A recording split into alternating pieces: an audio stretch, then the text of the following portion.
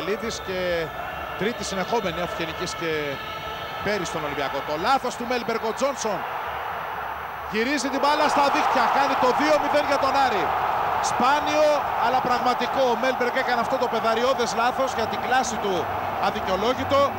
Ο Τζόνσον καραδοκούσε, έκλεψε, πέρασε τον Νικοπολίδη 2-0 και εδώ το παιχνίδι ουσιαστικά τελειώνει. Με τον Τζόνσον που θα πάρει και την κάρτα βέβαια για τη φανέλα που έβγαλε, που φόρεσε για ένα καπέλο που το πέταξαν από την εξέδρα.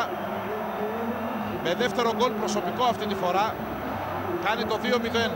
Δείτε εδώ, χλιαρά πολύ ο Μέλμπεργκ που δεν μπορεί να τον κρατήσει. Μετά περνάει ο Αμερικανός στον Νικοπολίδη, στέλνει την μπάλα στην αριστερή γωνία. Πάρα πολύ έξυπνη ενέργεια του σέντερφορ του Άρη που τελειώνει το παιχνίδι. Στο 92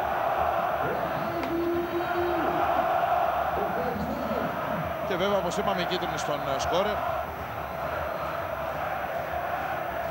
που δεν νομίζω βέβαια να τον ενδιαφέρει και ιδιαίτερα.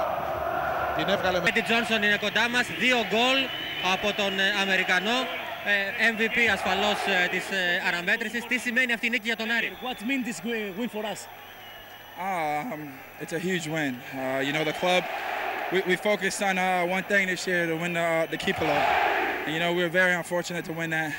And now we got a chance, you know, to qualify for the Champions League. And we just want to win some for the club. But we got a lot of players that are missing.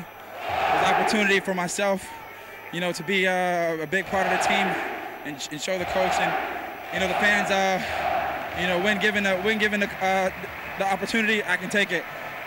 There's five more important games, and, you know, I just want to keep it, you know, whatever my role is, coming off the bench or getting the start. I just want to do well for the team.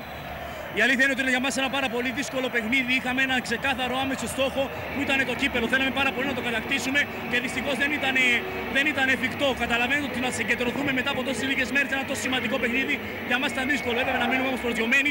Έπρεπε να πάρουμε αυτή τη νίκη για να ξαναβάλουμε την ομάδα σε τροχιά των play-off, σε τροχιά πρώτης θέσης. Όσον αφορά τον εαυτό μου, έχω έρθει εδώ πέρα για να εκμεταλλευτώ την κάθε ευκαιρία που θα μου δίνεται από τον προπονητή. Σήμερα λείπανε πάρα πολλοί συμπαίκτες μου, είτε από τραυματισμούς είτε από κάρτες. Προσπάθησα να εκμεταλλευτώ και να δώσω το καλύτερό μου εαυτό. Μέσα σε αυτό το γήπεδο, το εκπληκτικό γήπεδο, για να παίζεις, μπορείς να δίνεις πάντα την καλύτερη σου δύναμη. Αυτό που προσπαθήσω να κάνω και σε υπόλοιπες ευκαιρίες που θα μου δώσει ο προπονητής μου. Ήταν μια υποχρέωση αυτή η νίκη απέναντι στον κόσμο του Άρη μετά την απώλεια του κυπέλου? To our fans because of lose the cup. Yeah, like I said, it's a very important win. The team, you know, camaraderie. The last couple of days have been not so good. You know, winning the cup, you know, winning something we prepare for all season to win, and not win it. The atmosphere in the locker room hasn't been good. So we just wanted to come back and give the fans something. And our fans have always, you know, supported us. You know, a sellout crowd week in and week out here at the Hilal Stadium. So we just wanted to give our fans something, and hopefully we can keep this streak going. Ήταν πάρα πολύ σημαντική νίκη, όπως σας είπα από την αρχή. Καταλαβαίνετε ότι η ομάδα έκανε πάρα πολύ μεγάλη προετοιμασία για να φτάσει με τον καλύτερο δυνατό τρόπο μέχρι το τέλος της χρονιάς. Τα 2 τελευταία παιχνίδια του πρωταθλήματος δεν κάναμε καλά παιχνίδια. Συν το γεγονός ότι απολέσαμε το κύπελο. Το κύπελο το οποίο ο κόσμος μας το ήθελε τόσο πολύ, ήταν μια πρώτη τάξη ευκαιρία να του δώσουμε μια νίκη. Οι κοπαδοί μας είναι ένα πάρα πολύ σημαντικό κομμάτι για τη δική μας την ομάδα. Είμαστε χαρούμενοι που τους αφιερώνουμε αυτή τη νίκη, αλλά κυρίως είμαστε χαρούμενοι γιατί μένουμε σε τροχιά των play-off και σε τροχιά της πρώτης θέσης.